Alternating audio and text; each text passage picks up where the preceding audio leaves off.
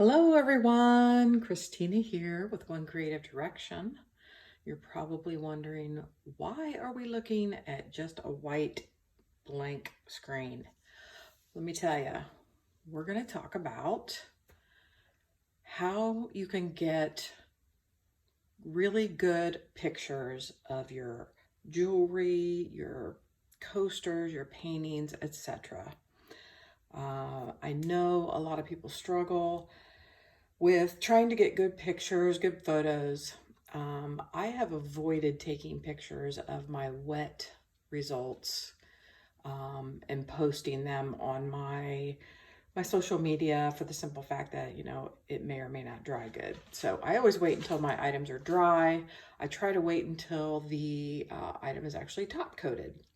So what we're going to do is go through a few simple, inexpensive ways that you can get a good photo.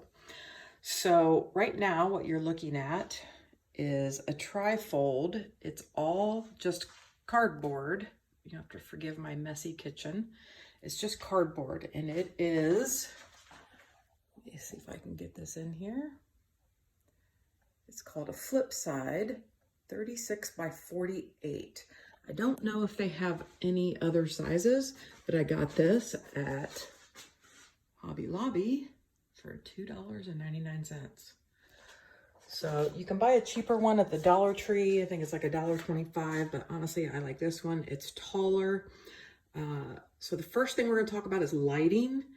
I know everybody thinks that you need to have bright lights shining on your object when it's actually the opposite. They say the best time to take a photo outside is on a cloudy day, and it's true. So this is what my setup looks like. I have this cardboard that we just talked about, and I have different colors that I put for the bottom. I typically use this white batting. It's nice and soft and fluffy, and it really takes good pictures with this. It doesn't reflect light. It's just there. So you can see between those two, you get a nice clear view. The other thing you want to think about is lights. Like I have a light right above here, but I have it off for the simple fact that that's too much light. You don't want that much light. So if you put your camera on your phone and your phone at the highest brightness, take a photo. See, like if I take this photo right now, and then I go and edit it in my settings, it comes out really, really well. You can see the lighting is really good. You don't get shade, you don't get light spots, glares. You can see that it's really nice dim light, and you can brighten that in your phone settings. But what you want to avoid are like the glare spots because you have a light on somewhere. So that's what the purpose of this cardboard is to block out those lights in various areas. Now I do have a light on the other side of my kitchen. Sometimes I just do this during the day when daylight is actually the perfect setting. So as you can see, I have also another piece of, and this is, I think I also got this at Hobby Lobby. It comes in, I want to say 28 by 22 or something, but it's like a laminated poster board. It's a thicker foam board, but it's got a lamination on it so it doesn't get dirty real fast. So I usually use that for my jewelry. Now I'm going to toss these off over here on my countertop. Didn't literally mean toss. I also use this board for other things. Like right now I'm getting ready to take a photo of some coasters. So we're going to put those in here, and you can see just how nice those look. See that? If I took a photo of that right now, that would look amazing. Again, you edit in your settings. I like to take a photo when I do coaster sets. I like to take a photo like this. You can take one top view, and then I also like to take them out of the holder. And what I do in that case, sometimes I will take something, just an object, find something that works, you know, size-wise. Trying to do all this with one hand, it's not easy. And I may take this board and I may angle it a little bit. And that's the really joy of having this batting, is it's resistant, so you can kind of get a ledge there. And then sometimes I'll just take these and I will line them up and make them look really nice, just like so. Again, this is very challenging done with one hand. Okay, normally I really care about, you know, how, you know, spacing and everything, but as you can see, you get a really nice angle view. And if I don't like them like that, then I just slide them over and put this flat down. And what I usually like to do is have my holder in the same picture.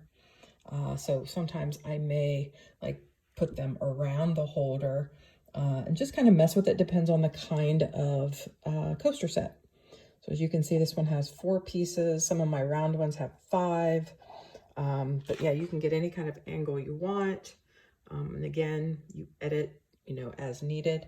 You can take the holder out and just get those. You can kind of do this with 4. Put these at kind of an angle.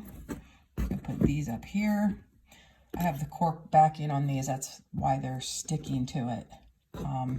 There's no stickiness to them. They just happen to stick to this board. That's why I use it. You can do them like that. Get a nice angle there. You can put your holder beside it. I don't know if this one will stay. Yep, you can put your holder beside it just like that. So as you can see, it's really nice.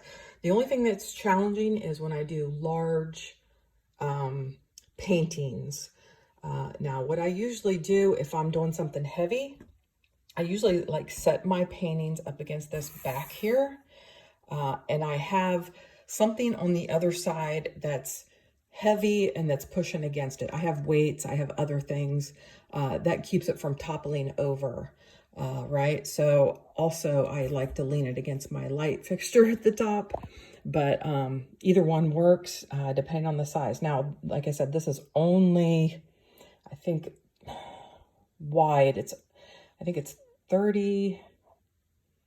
Yeah, I think it's 24 this way. Or maybe not even quite that. So if I get larger paintings, I basically have to fold these sides out a bit to accommodate that. Just kind of MacGyver it any way you need to fit your items into your picture frame. But basically, if I took this picture right now, I want to get it at a good angle. I can crop out some stuff, all the extra space. I actually have bigger sheets of this as well. That I can fit more on and not have a seam in my picture. So, I mean, just mess and play with it. So this is part of that board, and the bigger piece of it is in the other room because I don't really need it for these, but you get the picture. So just use your imagination of ways that you can angle and, you know, position them in here. You can take it in a corner. I usually do mine straight on. But sometimes I have done some corner spots. Like if I do my vases, I'll put them in a corner. I feel like that looks nicer. You get a little bit more light that way. And especially if you've got like metallics and stuff, you want just a hair of light without glare.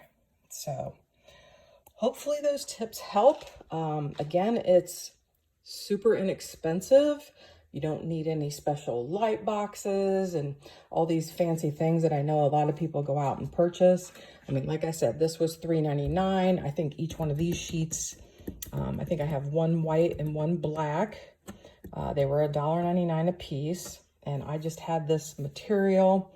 I also have some black velvet material. I have a couple of other colors. Because if you have a white or a black item, and then sometimes if you have like a brown, it's kind of hard, or, you know, it kind of clashes. So I have a few different materials. You can get them on clearance at a material store. You might have something laying around, an old, you know, blanket or something. You can, you know, makeshift some background. So hopefully those tips help. This is a real quick video. There's not a whole lot that you need to know other than lighting is key, and having, you know, a nice clean background is also key. Now they do make, you know, like if you go to the teachers section in Hobby Lobby, they have backgrounds that you can put in these, but I find that they're very distracting. So I personally like just the plain background, but again, it's preference. If you want like a beachy theme or, you know, some other scene, you can do that as well. So just a couple things, you know, to consider when you're taking your photos. Hopefully this helps. Would appreciate it if you would like and sign up for notifications. Share if you think anybody can, you know, benefit from this video. But again, thanks for coming along. Hope it helps. Thanks, guys. Catch you on the next one.